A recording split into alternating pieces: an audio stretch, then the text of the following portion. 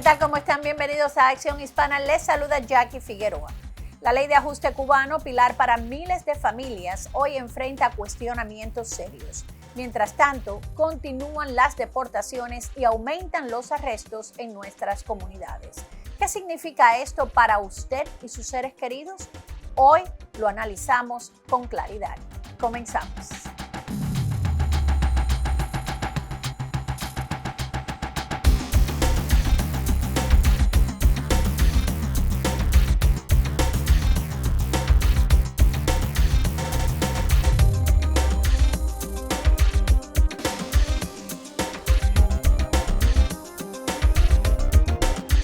Para hablar más sobre este tema, ahora damos la bienvenida a la abogada Laura Jiménez, abogada de inmigración desde la ciudad de Miami, que nos va a estar hablando un poquito más y nos va a estar poniendo más al contexto sobre todo lo que está sucediendo con inmigración y en este caso con la ley de ajuste cubano. Bienvenida Laura, un placer tenerla aquí con nosotros hoy. Muchísimas gracias, el placer es mío. Laura, como estábamos hablando hace un momentito, bueno, antes de entrar en el tema, ¿qué hay nuevo en inmigración? Vamos a hablar un poquito sobre qué hay nuevo. Los venezolanos ya sabemos y en las noticias que el Doral se está quedando vacío porque los venezolanos se están autodeportando ellos mismos, ya que culminó, la Corte Suprema declaró a favor del presidente Trump de que el TPS ya no más TPS para los venezolanos. Así es. Bueno, en el caso de los venezolanos, lamentablemente, pues como tú bien dices, hay una situación en la que muchos se están autodeportando, otros están simplemente abandonando el país, otros aún tienen un proceso de asilo pendiente, independientemente de que el TPS haya llegado a su fin o de que algunos ya estén próximos a llegar al fin a la protección del TPS a aquellos que lograron someter una extensión y que tienen un permiso de trabajo válido hasta el 2026. Hay otros que bajo la inminente terminación del TPS pues han sometido sus casos de asilos con la Oficina de Servicios de Inmigración, de UCIS, para pues, protegerse. ¿Por qué? Porque son personas que independientemente si en un momento no presentaron una solicitud de asilo porque ya eran elegibles al TPS, pues sí salieron huyendo de una persecución política y tienen un miedo creíble de regresar a su país precisamente por esta persecución y por esta opinión en contra del régimen de Maduro. Lamentablemente es una situación triste, pero es la realidad y pues muchos la están enfrentando pues, con mucha dignidad y tratando de defender sus casos lo mejor que puedan. Ahora, ¿podría darse la situación de que se le hiciera un poquito más fácil a estas personas, a estos venezolanos que apliquen a un asilo político por la situación en que se encuentra en estos momentos Venezuela con los Estados Unidos, que estamos, dijeran por ahí, a las puertas de un conflicto armado? Bueno, yo pienso que eso no va a ser determinante en cuanto a que se les haga más fácil o no. La realidad es que la situación política de Venezuela no es nueva y es una situación que ha ido en incremento en cuanto a la situación delicada de la persecución, de la represión, de la amenaza contra los oponentes políticos. Tuvimos lo que sucedió en el golpe del 2017, donde tampoco se reconocieron las elecciones libres. Yo creo que lo que está sucediendo ahora, de que puede haber una posible o no invasión de Estados Unidos a Venezuela, es precisamente pues, la ratificación de que hay un régimen totalitario y que es una reafirmación de lo que está sucediendo en Venezuela. Habría que ver si en algún momento pues esa situación podría cambiar y se reconocería al gobierno legítimo de ese país.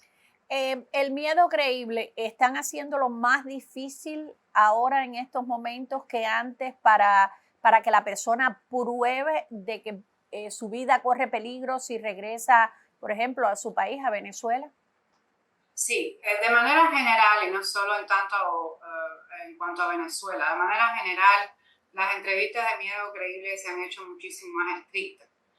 sobre todo para personas que entraron, por ejemplo, en el 2023, 2024, tenemos ahora la regla del tercer país, tenemos acuerdos nuevos con terceros países donde ahora también se está exigiendo que el aplicante demuestre que su vida correría peligro en este tercer país.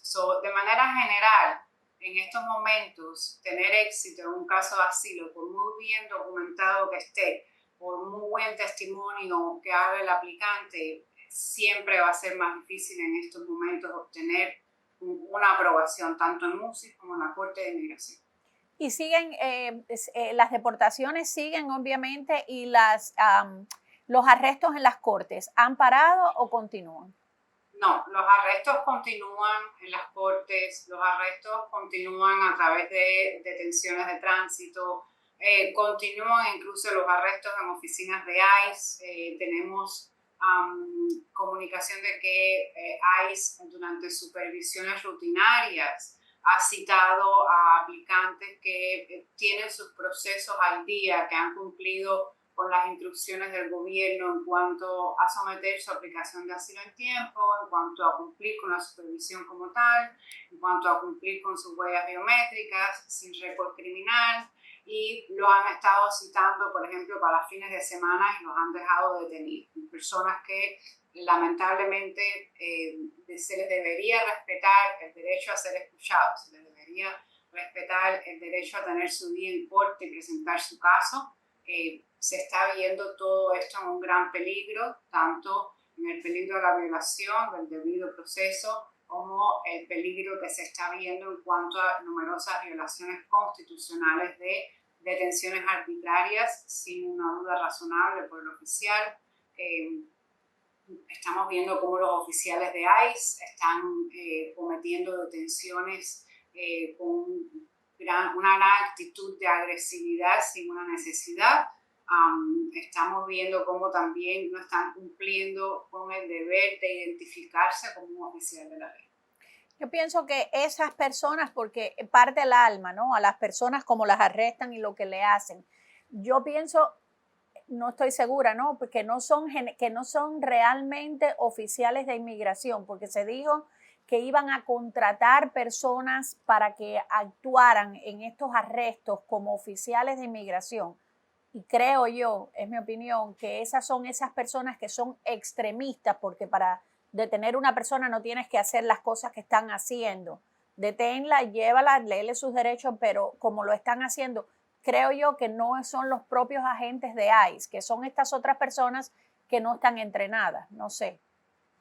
Bueno, ICE ha obviamente contratado un gran número de nuevos oficiales y también han anunciado que deben de cumplir con una cuota de 3.000 detenciones diarias, cuota que no han logrado cumplir con ella.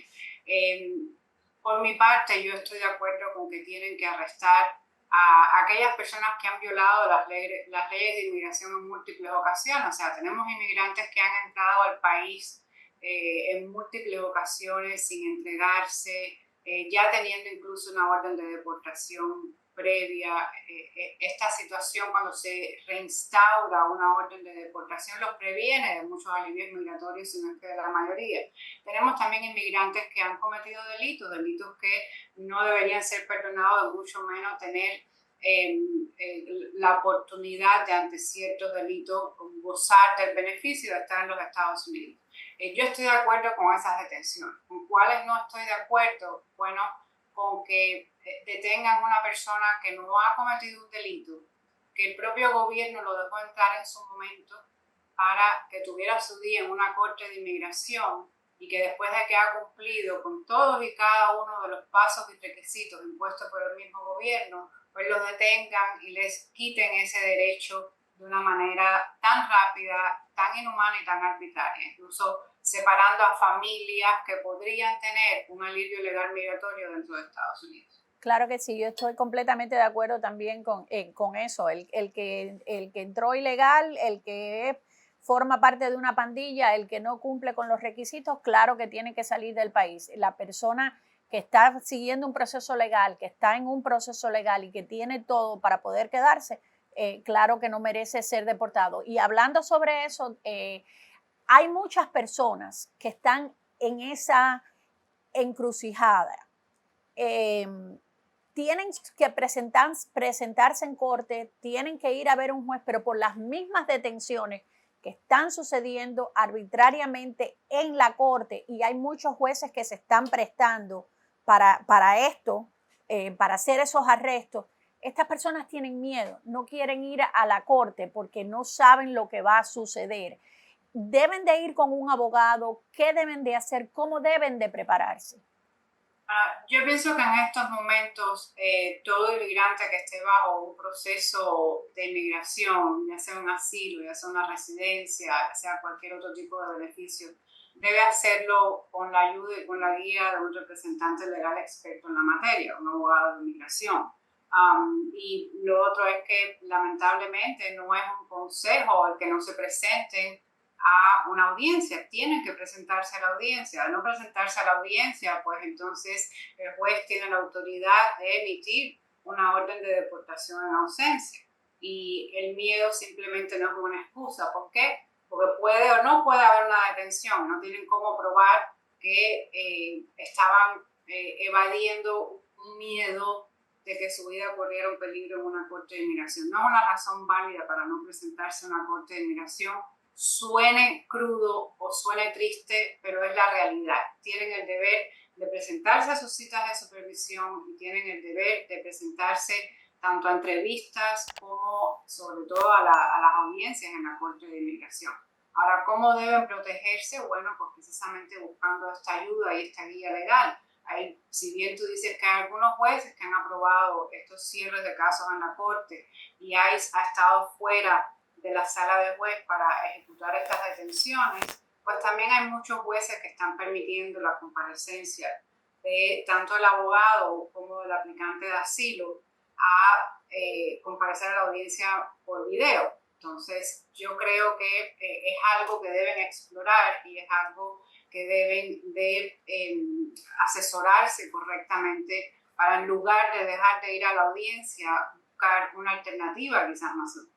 Claro, no acudir a la audiencia, eso sí que no, porque eso ya sería, eso está mal y ya ahí sí le emitirían una orden de deportación, como bien dice, en ausencia. Ahora, nuestra otra pregunta fue la que ya usted contestó. Se puede hacer a través de videollamada, pero ¿quién solicita? ¿El abogado es el que solicita y bajo qué premisa solicita que la audiencia sea por videollamadas? Bueno, existen varias razones. Por ejemplo, aquí en mi oficina yo creo que el 98% de los casos hemos logrado hacer este tipo de audiencias por video, tanto en mi comparecencia como la del aplicante al lado mío. Y hay diferentes argumentos legales que se presentan en estas mociones. Estas mociones las presenta el abogado y yo creo que una de las razones de éxito para que un juez apruebe este tipo de comparecencias por video es demostrar que el caso ha estado preparado en tiempo, que las posiciones a las alegaciones del gobierno y los cargos del gobierno se han presentado por escrito y que es un tipo de audiencia, las audiencias preliminares, que se pueden resolver muy fácilmente y a un costo económico extremadamente más bajo para el gobierno cuando todo está preparado y la audiencia únicamente va a durar unos 8 minutos máximo. Son estrategias que se van buscando, que los abogados que practican regularmente en una corte de inmigración las conocen, las dominan y ya incluso saben quiénes son muchos de los jueces que, sobre todo al tener una carga de casos mayor en su calendario, pues le va a hacer mucho más eficiente al gobierno llevar las audiencias de esta manera más rápida y más expedita. Claro, y es beneficioso para ambas partes. Ahora, abogada, otro problema que tenemos, y digo tenemos porque todo el mundo está viendo las noticias, o la papa caliente que en este momento son los I-220A, que no se sabe, mi opinión es que no se sabe qué va a pasar con esas personas, el gobierno no sabe qué va a hacer con esas personas, si serán deportadas. Pues tengo entendido que se les está reteniendo la residencia a las personas que aplicaron, a los I-220A que aplicaron a través de ley de ajuste cubano, que eso está siendo retenido y que no se están emitiendo residencias en estos momentos porque hay una revisión? Bueno, no, yo creo que la palabra no sería retenido, yo creo que la palabra es más bien una pausa. Y de hecho, hace 2 semanas yo tuve 3 casos en los que acudimos a una entrevista con un oficial de UCI precisamente para el proceso de residencia con 3 cubanos que entraron y fueron procesados bajo la INA 236 y le emitieron una forma I-220A. En ese momento la entrevista fue un éxito, eran cubanos que no tenían ninguna información derogatoria o no eran inelegibles para la residencia, excepto por el detalle de que en lugar de ser liberados con un parol, los 12 de 5A fueron liberados con una forma I-220A. Y en ese momento la explicación del oficial, muy sincera, muy honesta, tal cual como debe ser en un proceso de este tipo, porque no iba a haber una negación, sino que lamentablemente tampoco podía haber una aprobación porque tenían que esperar instrucciones de sus superiores. Y existen en estos momentos varias demandas. Hay 3 apelaciones pendientes en el circuito 11, que es el circuito que abarca los estados de la Florida, Alabama y Georgia, donde se espera una audiencia en diciembre de este año, y quizás el circuito 11 pueda emitir una decisión en estas apelaciones donde aclare cómo se va a interpretar esta ley. Si aquellos cubanos que se presentaron en un punto fronterizo, entonces las 100 millas a la redonda de un punto de entrada designado por el abogado general de los Estados Unidos, por el fiscal general de los Estados Unidos, son considerados aplicantes para admisión y bajo la ley de INA 235B pues están sujetos a una detención mandatoria y la única forma de liberarlo es un parol. Esa es la laguna legal que existe en estos momentos, donde no se ha llegado a un acuerdo en su interpretación. De haber una decisión favorable en el circuito 11, bueno, pues aquellos cubanos que están residiendo en estos 3 estados podrían beneficiarse de que sus residencias, aquellos que la tienen pendiente, sean aprobadas, o aquellos que no la han sometido la puedan someter. También hay una demanda colectiva que se ha presentado a una Corte Federal de la Florida, precisamente también solicitando la declaración de la interpretación de la ley de esta manera. Esta demanda va a llevar un poquito más de tiempo, se va a tardar un poquito más en que llegue a una finalidad, pero yo tengo fe de que todo esto se va a resolver en algún momento. Tengo fe de que la mayoría de los cubanos que están en esta situación van a poder obtener su residencia y mi consejo sobre todo es que se asesore correctamente. En estos momentos el gobierno y de manera correcta lo está haciendo, está revisando a fondo todas las aplicaciones, las inconsistencias en las aplicaciones de asilo y de residencias, la vialidad de una persona aplicar un asilo, la credibilidad de todos estos procesos, las informaciones derogatorias, por ejemplo, crímenes pasados o crímenes presentes. Y está bien que lo haga en el sentido de que es un beneficio tener una residencia en los Estados Unidos, es un beneficio tener la oportunidad de vivir en los Estados Unidos.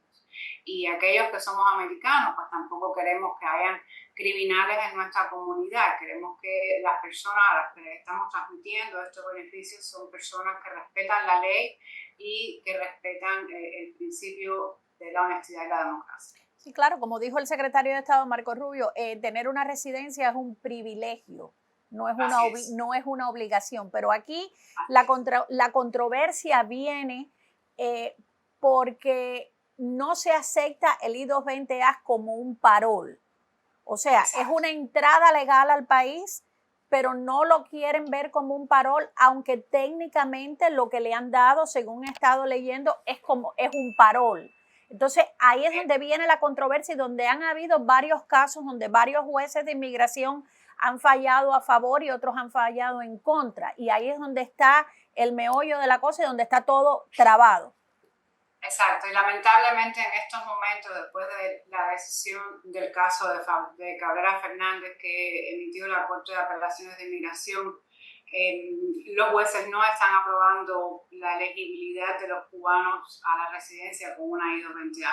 como mismo UCIS tiene parado estos procesos pendientes a una orientación final. Yo creo que también están esperando cuáles van a ser las decisiones sobre la interpretación de esta forma de liberación, ya sea bajo la decisión del Circuito 11 o bajo la decisión de alguna Corte Federal.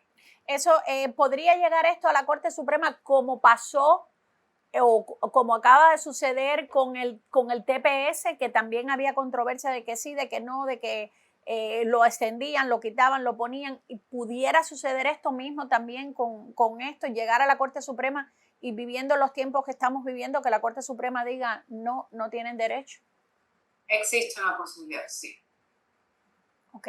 Ahora, como hablábamos ahorita fuera de cámaras, antes yo recuerdo cuando las personas llegaban aquí, años 80, 90, los cubanos, que son los que tienen este privilegio, ¿no?, de la ley de ajuste cubano, llegaban, aplicaban al año y un día, se quedaban, al año y un día iban, aplicaban, le daban un seguro social, un permiso de trabajo, y en un tiempito o al mes o menos del mes, muchas personas le llegaba la residencia, no hacían un chequeo de antecedentes, no chequeaban nada. Está más difícil eso ahora, porque tengo entendido que están chequeando ahora, que ya no es tan fácil aplicar a la ley de ajuste cubano, que están hasta chequeando los antecedentes.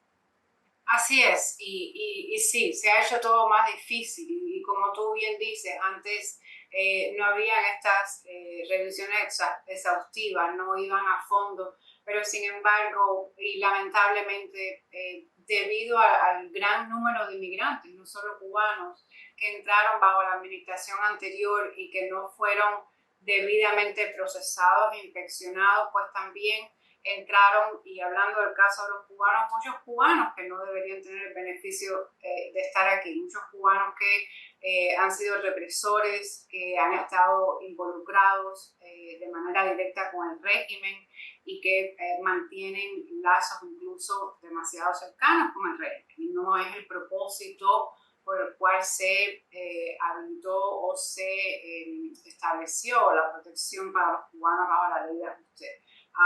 Está bien, ¿por qué? Porque lamentablemente debido al gran número de inmigrantes que entraron, no solo cubanos, durante los 4 años de la administración anterior, pues entraron muchos también no solo vinculados con el régimen, sino muchos que tenían récords criminales en sus países, que incluso vinieron aquí a cometer crímenes que han puesto en peligro la seguridad de una comunidad, incluso la seguridad de la nación.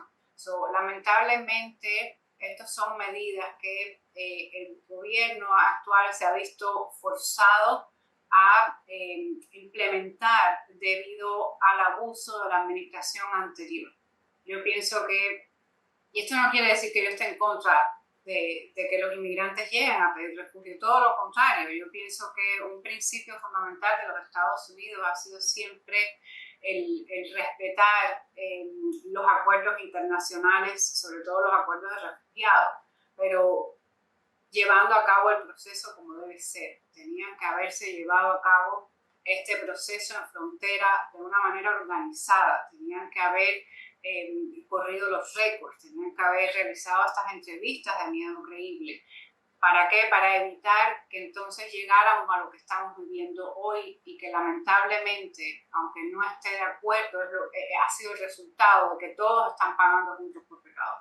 Claro, la frontera fue la puerta que dejó a todos estos represores, como por ejemplo, habían 2 juezas represoras aquí en los Estados Unidos, una en Tampa, otra en Miami, que eran represoras en Cuba, que que hay personas presas, jóvenes presos en Cuba tras las protestas del 11 de julio. Y toda esa gente estaban aquí, y todas esas personas y se acogieron o estaban tratando de acogerse a la ley de ajuste cubano. Pero yo también tengo un refrán que yo digo: tanto va el cántaro a la fuente hasta que se rompe. Y nosotros mismos, los cubanos, con nuestras acciones, somos los que estamos haciendo que cada día se endurezca más el proceso. Sabemos que no se puede eliminar, porque no ha habido un cambio de gobierno, un cambio de política en Cuba y eso tiene que ser el Congreso el que lo pueda, el que lo elimine. Pero lo endurecerán más. ¿Es esto una forma de endurecerlo más y más cada día para que ya sea casi imposible acogerse a la ley de ajuste cubano? Que digan, sí, está ahí, pero ya no es tan fácil como antes.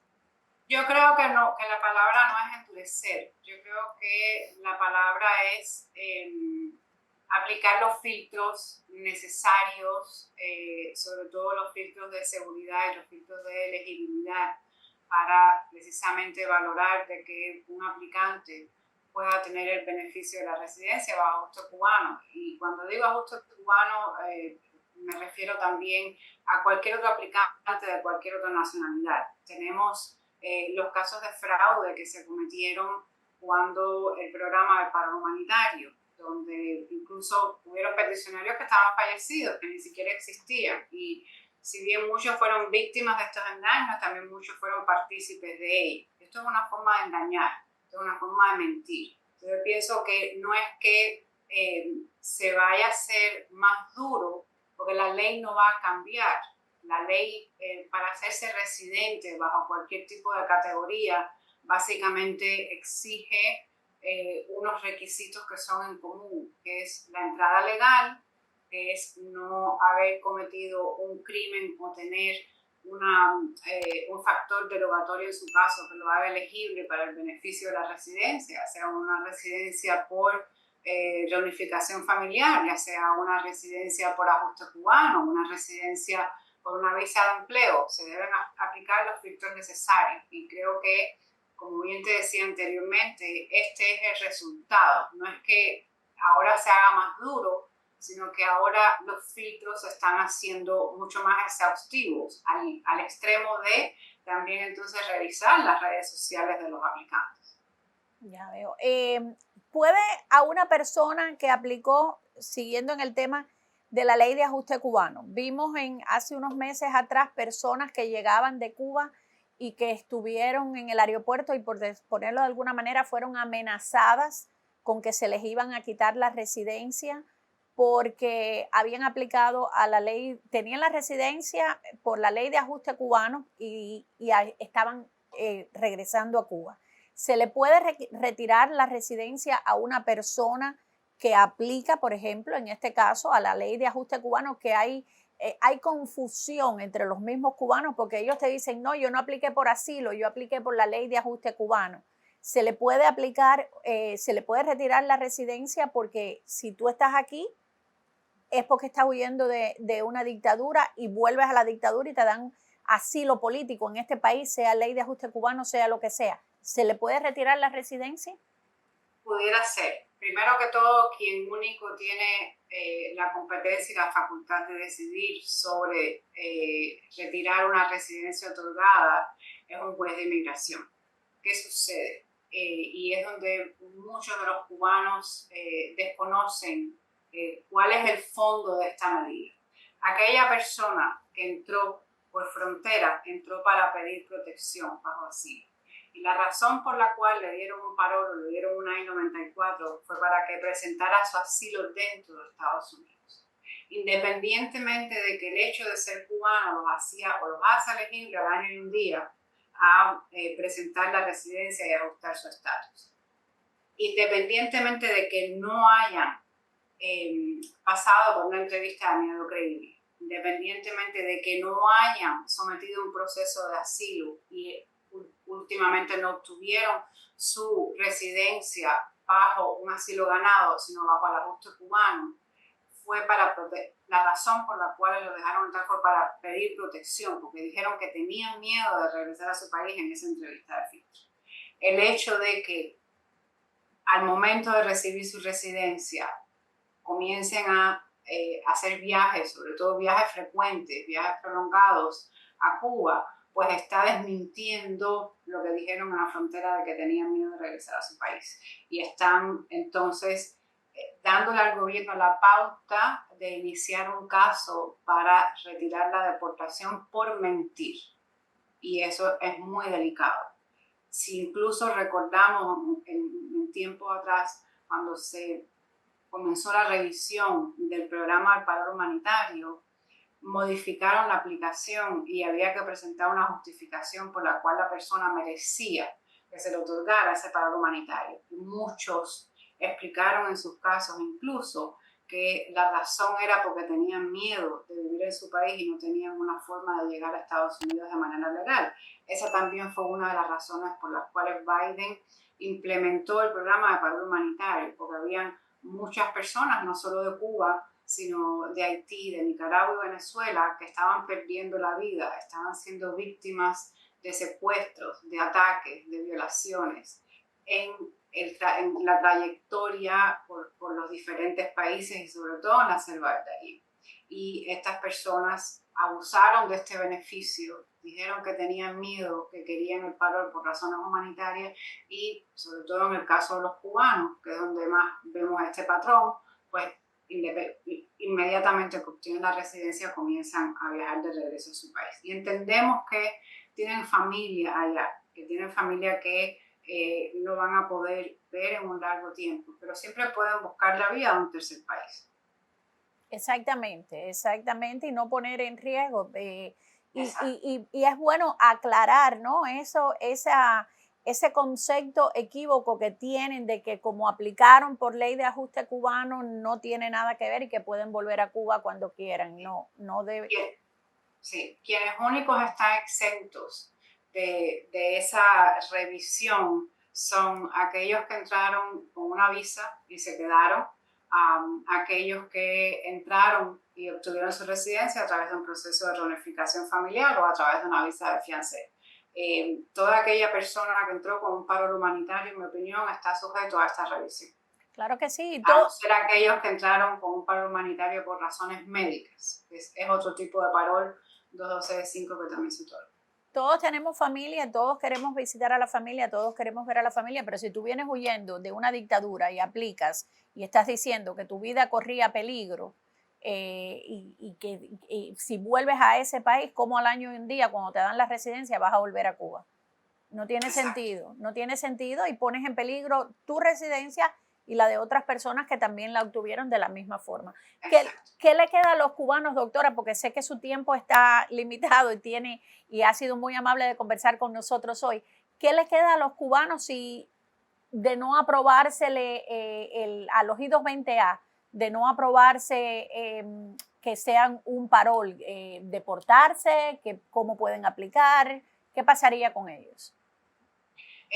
Bueno, yo no quisiera pensar que eso vaya a pasar, pero para responder a tu pregunta, pues presentar lo mejor posible sus casos de asilo, nunca mentir, siempre decir la verdad, contar con la asesoría legal adecuada y pues aquellos que tengan un caso de asilo pues van a tener que luchar. Pero yo tengo fe y lo vuelvo a repetir de que todo esto se va a resolver. Al final la ley para mí es clara en ese sentido y independientemente de que hay interpretaciones encontradas, estoy segura de que en su momento se va a llegar a aclarar esta laguna que se ha creado tristemente en cuanto a la elegibilidad de los cubanos a la residencia bajo la forma en la que entraron por la frontera sur.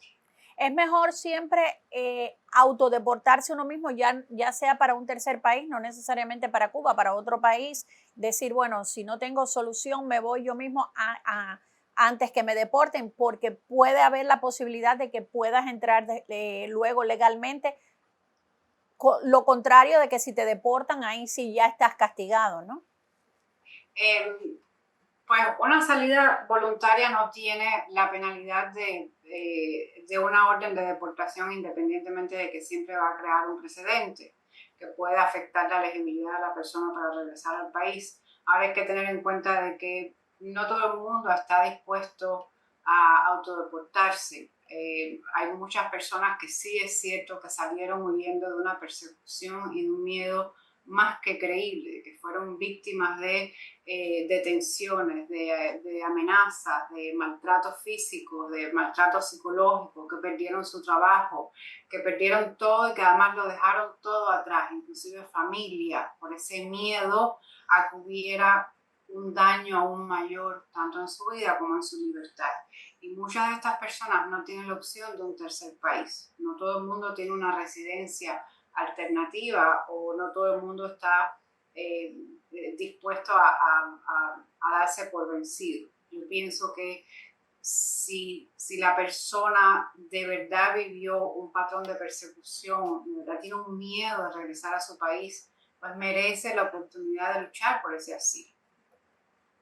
Claro que sí, pero bueno, otro país que me acepte es mejor que regresar a Cuba, ¿no? Pero hay que luchar hasta el final y ver qué es lo que sucede con todas estas personas y no sé cuál será el camino de ellos, porque ya esto lleva tiempo, esto con los I-220A ya lleva bastante tiempo y no se soluciona. Han habido protestas, han hecho todo lo posible, pero como que no se llegan a poner de acuerdo con eso y eso como que no se soluciona. Bueno, yo creo que lo último que se puede perder es la fe y lo último que se puede perder también es la confianza en el sistema legal. Y yo como abogada te mentiría si no tengo confianza en el sistema legal. No podría entonces representar a mis clientes con la pasión y con el empeño y con la dedicación legal que lo hago si no creyera en el sistema. Lamentablemente es algo que me gustaría también transmitirle a todos aquellos que nos escuchan, que no pierdan la fe, que hay un sistema que funciona y que independientemente de que estamos viviendo momentos difíciles en materia de migración, sean situaciones o no justificadas, va a haber una solución y tiene que haber. Y yo confío en que así va a ser. Claro que sí, así mismo es. Ya lo saben, amigos, si necesita una abogada de migración, tienen a la doctora Laura Jiménez. Ella se encuentra en la ciudad de Miami y como dice ella, la fe y la esperanza es lo último que se pierde. Gracias, Laura. Ha sido un placer conversar hoy contigo sobre todas estas cosas de inmigración y espero que no sea la última. Claro que sí. Muchísimas gracias a ustedes y que tengan todos un excelente día. Gracias igualmente. Era el abogado de inmigración Laura Jiménez. Y así concluimos por el día de hoy. Ya sabes, si aún no lo ha hecho, hágase miembro de nuestro canal, sintonice nuestros programas para mantenerse informado sobre todo lo que está sucediendo. Y como siempre digo, si Dios conmigo, ¿quién contra mí? Hasta la próxima.